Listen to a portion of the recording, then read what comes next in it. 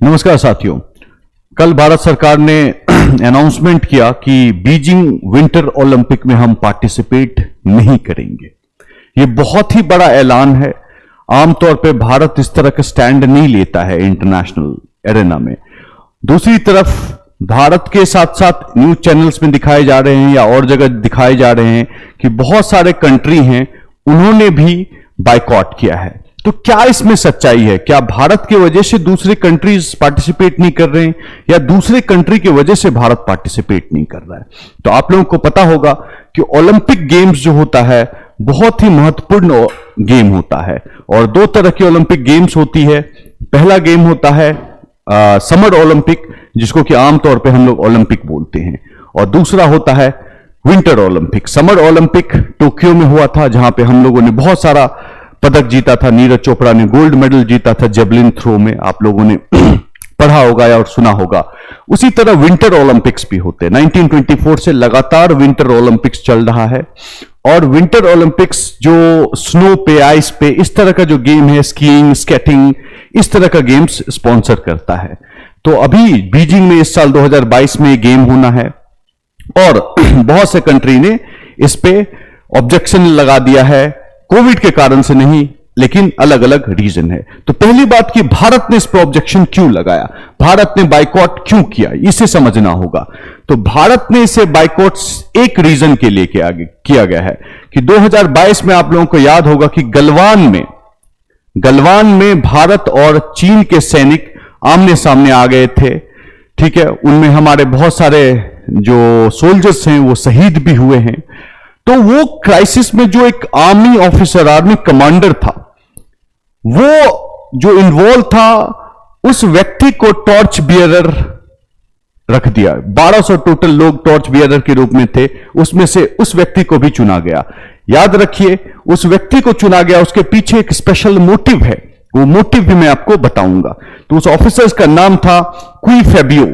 ये तस्वीर आप देखेंगे तो आपको याद आ जाएगा, यही वो व्यक्ति है जो क्वी फेबियो है और यही वो टॉर्च है जो ओलंपिक मसाल जिसे कहते हैं, वो लेके क्वी फेबियो दौड़ रहा है। टोटल 1200 लोगों को यह जिम्मेदारी सौंपी गई थी, उसमें इस व्यक्ति का भी नाम है। तो अब इस व्यक्ति को क्यों दिया है? तो भारत सरकार ने जो स्टैंड लिया है, जो कहा है, वो ये कहा है कि जो इस तरह के मुद्दे को, जो कि इंटरनेशनल इवेंट है, उसको पॉलिटिसाइज करने की कोई आवश्यकता नहीं थी। जस्ट बिकॉज कि उन्होंने पॉलिटिसाइज किया है, चाइना ने पॉलिटिसाइज किया गया है, हम लोग उसको डिप्लोमैटिकली बाइकॉट करते हैं। डिप्लोमैटिकली बाइकॉट करते मतलब इंडिया का कोई भी ऑफिसर्स, कोई भी डिप्लोमैट उसमें पार्टिसिपेट नहीं करेगा।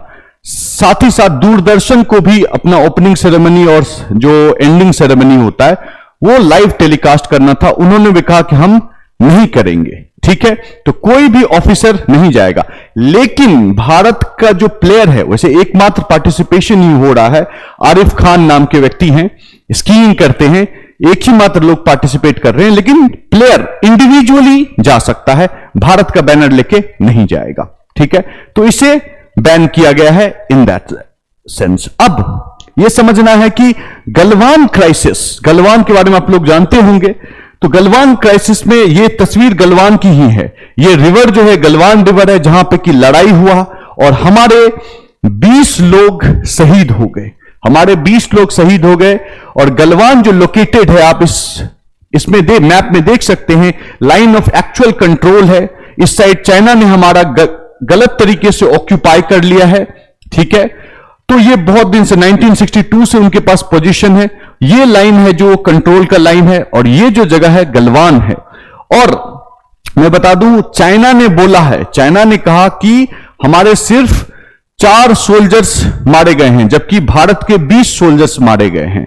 तो चाइना को आदत है कि वो झूठ बोलता है, हर वक्त झूठ बोलता है, हर वक्त ट्रांसपेरेंसी कभी नहीं दिखाता है। वो चाइना का शुरू से नेचर रहा है भी चाइनीज जैसे ही, जिस पे आप ट्रस्ट नहीं कर सकते हैं। नेहरू जी ने भी उन पे ट्रस्ट किया, उनके कारण 1962 का युद्ध हुआ, आप जानते हैं उसके बारे में।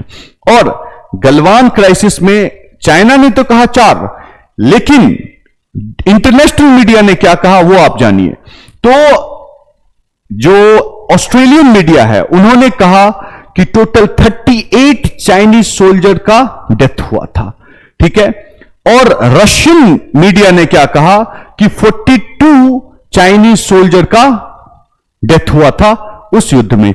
इनफैक्ट कुछ दिन पहले अभी अमेरिकन एजेंसी ने भी कहा, अमेरिकन एजेंसी ने भी बताया था कि 45 से अधिक चाइनीज सोल्जर्स मारे गए और वहां पे इतना ताकत, वहां बिहार रेजिमेंट पोस्टेड थे और इतनी ताकत दिखाई बिहार रेजिमेंट ने कि चाइनीज जो सोल्जर थे वो भाग खड़े हुए, वो वहां से भाग खड़े हुए और जो टोटल जो डेथ हुआ not less than how much 45। अब चाइनीज के एक एक्स मिलिट्री सोर्स कहते हैं कि नियर अबाउट 100 डेथ हुआ था, ठीक है, नियर अबाउट 100 डेथ हुआ था। तो आप वेल इमेजिन कह सकते हैं कैजुअलिटी कितना हुआ था चाइनीज साइड में, ठीक है। और हमारे 20 वीर जवान शहीद हो गए थे उस क्लास में।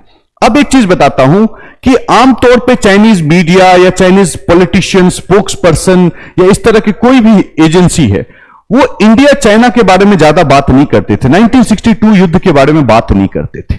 लेकिन वो लोग बात करते थे कोरिया के बारे में, वो लोग बात करते थे आपका जापान के बारे में, क्योंकि जापान ने उन्हें अटैक किया था और बहुत बुरी तरह से हराया था, ठीक है। उसके बारे में बात करते हैं ताकि नेशनलिस्टिक फर्वर जनरेट हो, ठीक है। जैसे इंडिया में है, इंडिया में पाकिस्तान के बारे में हम बात करते हैं क्योंकि नेशनलिस्टिक फर्वर जनरेट होता है। उसी तरह से चाइना में इंडिया के बारे में कभी बात नहीं होता था। लेकिन गलवान क्लैश के बाद बहुत ही एक्सटेंसिवली लिखा जा रहा है, बहुत एक्सटेंसिवली बातें की जा रही है 1962 वॉर के बारे में और इंडिया के बारे में। तो ये याद रखिए, इंडिया डेफिनेटली बहुत एक फोर्स टू बी रेकन्ड विथ है, बहुत ताकतवर कंट्री है। तो और दूसरी बात, उन्होंने छुपाया ये कि भाई हमारे 40 से अधिक जवान मारे गए, ये छुपा लिया, उन्होंने 4 बोला। तो सोल्जर, हर कंट्री का सोल्जर होता है, उनको सम्मान चाहिए होता है। तो वो एक अंदर से एक, ये भी बहुत लोग कह रहे हैं कि अंदर एक डिसग्रंटलमेंट मौजूद था जिसको कि किसी तरह से वेंट आउट करना था। तो ओलंपिक एक बहुत अच्छा ओकेजन मिला जहां पे कि चाइना ने क्या किया कि उस व्यक्ति को मसाल दिया जो व्यक्ति वहां प्रेजेंट था। तो एक तरह का ये चाइनीज एंगल से देखे तो सम्मान है उस व्यक्ति को, ठीक है। और ये सेंटिमेंट जनरेट करा रहा है किस चीज के लिए, अपना जो जितने भी ध्यान रखिएगा, जितने भी नीचे आर्मी है उनका बूस्ट, मोरल को बूस्ट करने का एक कोशिश है। लेकिन इंडिया ने इसे डाइजेस्ट नहीं किया, इंडिया बाइकॉट कर लिया। और इस बाइकॉट का डिसीजन से यूनाइटेड स्टेट्स जो है बहुत खुश हुआ और यूएस जो है वेलकम किया डिसीजन को। अब दूसरा सवाल आता है, क्या इंडिया ही एकमात्र कंट्री है जो हाल फिलहाल में किया है? तो आंसर नहीं। तो आप यहां देख सकते हैं अमेरिका है, जापान है, ऑस्ट्रेलिया है, यूके है और जो लतीविया है, लिथुआनिया है, डेनमार्क है, नेदरलैंड्स है, स्वीडन है और चेक रिपब्लिक है, चेक गणराज्य। ये सब कंट्री हैं जिन्होंने कि इनको बाइकॉट किया है। लेकिन इस चीज का स्पेशल ध्यान रखें, बाइकॉट इंडिया को लेके नहीं किया गया है। बाइकॉट जो किया गया है वो एक अलग रीजन है। तो चाइना में एक प्रांत है, सिंगजियांग प्रोविंस कहते हैं उसको, ये सिंगजियांग प्रोविंस कहते हैं चाइना में। ये जो प्रोविंस है यहां पे ह्यूमन राइट का, वैसे भी चाइना में ह्यूमन राइट बोल के कुछ है नहीं, किसी का भी राइट वायलेट हो सकता है। वहां पे जो है वहां के आर्मी है, जो है वहां की communist party of China, CPC जिसको कहते हैं। तो ये जो रीजन है आपको रेड पोर्शन में जो सिंगजियांग रीजन है, ये रीजन मुस्लिम डोमिनेटेड रीजन है। यहां पे मुस्लिम डोमिनेटेड है और इस मुस्लिम को कहते हैं उइगर मुस्लिम, जो मोस्टली इसी तरह के जो है इस साइड जो सेंट्रल एशिया, कजाकिस्तान हो गया, इस एरिया में जो सेंट्रल एशिया रीजन जो है वहां पे भी रहते हैं और यहां पे भी बस गए थे। लेकिन इनके साथ बहुत ही ज्यादा खराब तरीके से पेश आता है कौन? Chinese government. वहां पे लाखों लोगों को इनकार्सरेट कर दिया गया है, लाखों लोगों को जेल में डाल दिया गया है। उनका कंडीशन जो है बहुत ही खराब है। वहां पे फोर्स्ड जबरदस्ती स्टेरिलाइजेशन किया जा रहा है, नसबंदी की जा रही है, जबरदस्ती वहां पे जो बर्थ रेट है उसको घटाया जा रहा है। अब मुसलमान हैं वो लोग, तो उनका एक रिलीजियस प्रैक्टिस है कि भाई 5 बार नमाज पढ़ना है या जो भी है, उसको भी पूरी तरह से बंद कर दिया है, वो भी कर नहीं सकते हैं आप। कोई मीडिया कोई अलाउड नहीं है। ह्यूमन राइट का एक्सट्रीम काइंड ऑफ वायलेंस वहां पे, राइट का वायलेशन वहां पे देखा जा रहा है। और इंटरनेशनल जो मीडिया है वहां पे छपती रहती है, वहां की लोग बहुत सैकड़ों में संख्या में जो विरोध किया है उनको मार दिया गया है, उनके घर को जला दिया गया है, उनकी बेटी, उनकी मां, उनकी पत्नी का रेप कर दिया गया है बाय किसके द्वारा? पीपल्स आर्मी, ठीक है। वहां के जो आर्मी है वो इन्वॉल्व है। अब इसमें देखिए कि ये सब है, ये बीबीसी का रिपोर्ट है, ये एमनेस्टी इंटरनेशनल है। तो एमनेस्टी इंटरनेशनल, बीबीसी, सब लोग लिख रहे हैं। क्या लिखा है? Their goal is to destroy everyone, Uyghur camp detainees alleges systematic rape. तो ये कंडीशन वहां का है। तो कंडीशन बहुत ही खराब है और उसके लिए बहुत बार बोला गया है इंटरनेशनल कम्युनिटी के द्वारा, लेकिन चाइना किसी का सुनता ही नहीं है। तो आप सोचिए, पाकिस्तान जैसा कंट्री है जो कि इंडिया में कुछ अगर हिंदू मुस्लिम का इशू हो जाता है, जबकि इंडिया में मुसलमान, हमारे जो मुसलमान भाई हैं, मुसलमान जो जमात है, उसको बहुत अच्छे से इंडिया में रहते हैं, बहुत सेफ कंट्री है उस कॉन्टेक्स्ट में देखा जाए। वहां पे पाकिस्तान को दिक्कत होता है, यहां पे कुछ भी हुआ, क्लैश हुआ, कुछ भी हुआ, लड़ाई झगड़ा होता है, कम्युनिटी में रहते होता है, तो उसके लिए उन्हें दिक्कत होता है। लेकिन इतना ग्रॉस वायलेशन हो रहा है कहां पे? मुसलमान का। चाइना में उसने आज तक एक वर्ड तक नहीं बोला है, ठीक है। क्यों? क्योंकि पाकिस्तान एक भिखारी कंट्री है, भीख मांग के जीता है। भीख कौन देता है उसे? चीन भीख देता है। तो मुसलमान का जहां तक बात है, तो मतलब ये चीज तो डिप्लोमेसी में समझ में आ गई।